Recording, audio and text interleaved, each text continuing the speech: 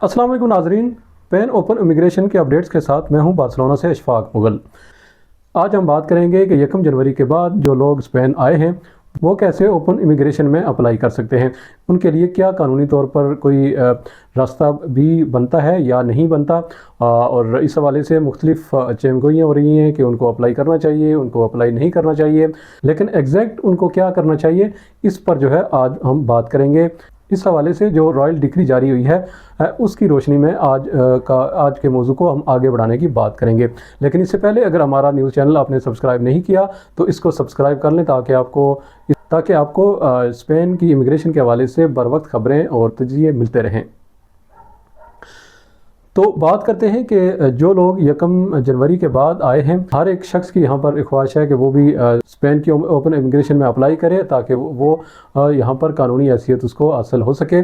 और इसके लिए कवानीन जो अब तक आए हैं, यानी रॉयल डिक्री जो जारी हुई है, उस कानून के मुताबिक बिल्कुल वाज़े ये सूरत हाल है कि 31 दिसंबर से पहले जो लोग आए हैं वो ही अप्लाई कर सकते हैं। और गुज़श्ता 5 महीने का जो यानी यहाँ का रिकॉर्ड है उनको देना पड़ेगा कि वो अपने आप को साबित करना पड़ेगा उनको कि वो गुज़श्ता 5 महीने के दौरान स्पेन में रहे हैं।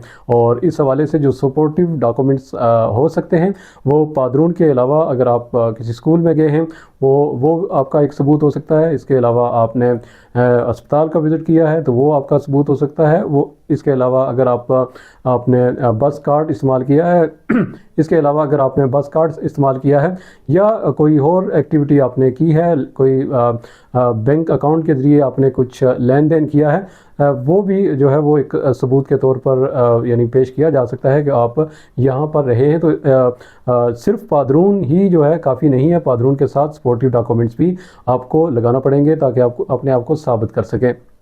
तो ये अभी तक जो कानून है, ज़ाहिर है जो रॉयल डिक्री जारी हुई है उसके मुताबिक यही है कि 31 दिसंबर के बाद जो लोग आए हैं उनके लिए कानून जो है वो बिल्कुल वाज़े है कि वो अप्लाई नहीं कर सकते। जो लोग अप्लाई करेंगे उनको 5 महीने अपने आप को बताना पड़ेगा कि वो 5 महीने स्पेन में उन्होंने गुजारे हैं और वो दस्तावेजी सबूत उनके पास होना ज़रूरी है।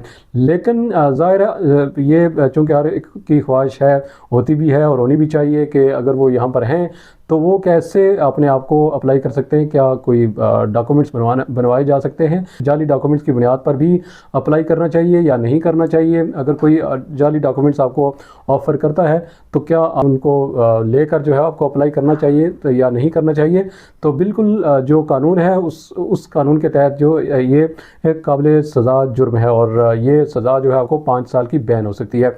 अगर आपके डॉक्यूमेंट्स जाली साबित होते हैं तो अगले 5 साल तक फिर आप स्पेन में इमिग्रेशन के लिए अगर आप फंस गए तो फिर 5 साल का बैन है। इसलिए बेहतर ये है कि आप वेट करें। अगर आप नए आए हैं तो 2 साल का इंतज़ार कर लें, 2 साल के बाद आपके लिए स्पेन की इमिग्रेशन ओपन होगी। अगर ये भी एक यानी जो कानूनी माहिरीन हैं या जो साबका जिस तरह की इमिग्रेशन की पॉलिसी आई हैं स्पेन की जानिब से इमिग्रेशन ओपन करने की, तो उस कानून को सामने अगर हम रखें, चूँकि ये वक्त दिया गया है 30 जून तक, आखिर में शायद गवर्नमेंट जो है इसको एक्सटेंड करे डेट को, यानी कट ऑफ डेट जो इस वक्त 31 दिसंबर है वो शायद जून में जाकर इसको बढ़ा दिया जाए। यानी 31 दिसंबर से मुमकिन है 31 जनवरी हो जाए, मुमकिन है 28 जनवरी हो जाए, या मतलब उसमें कोई भी इजाफा अगर हुआ तो और जो जितनी डेट तक जो है वो लोग यानी उसमें इजाफा होता है फिर वो लोग भी अप्लाई करने के काबिल होंगे। अभी अगर आप अप्लाई करेंगे तो ज़्यादा चांसेस यही हैं कि आप रिजेक्ट कर दिए जाएंगे। अगर आप किसी जाली डॉक्यूमेंट के साथ अप्लाई करेंगे और उसके भी जो है संगीन नताइज बरामद हो सकते हैं और आप पर 5 साल की बैन लग सकती है। लेकिन ये भी हो सकता है कि आप जो आपके पास डॉक्यूमेंट्स हैं लीगली, यानी कोई बंदा अगर 1 जनवरी को यहाँ पर आता है और उसके पास 1 जनवरी के सबूत हैं और वो सबूत लगाता है तो फिर कानून जो इस वक्त का कानून है वो उस कानून के तहत उसको मुस्तरद कर दिया जाएगा। जो लोग 31 दिसंबर के बाद आए हैं, बेहतर यह है कि वो यानी वो ये इंतज़ार कर लें कि कब जो है वो हुकूमत इसमें जो है वो इस डेट को एक्सटेंड करती है تو اس کے بعد اپنے آپ کو اگر وہ اس کور میں آتے ہیں تو ان کو اپلائی کر دینا چاہیے، اور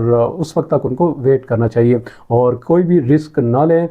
صرف یہ کہہ کر کہ یعنی 200 یا 300 یورو کا مسئلہ ہے، یہ 200 یا 300 یورو کا مسئلہ نہیں ہے، بلکہ یہ آپ کے فیوچر کا مسئلہ ہے۔ اگر 5 سال کی بین لگ گئی آپ پر، تو پھر جو ہے وہ آپ کے لیے مسائل پیدا ہو سکتے ہیں، اور وہ ایسے مسائل ہیں کہ پھر آپ کو بہت طویل سفر جو ہے وہ طے کرنا پڑے گا۔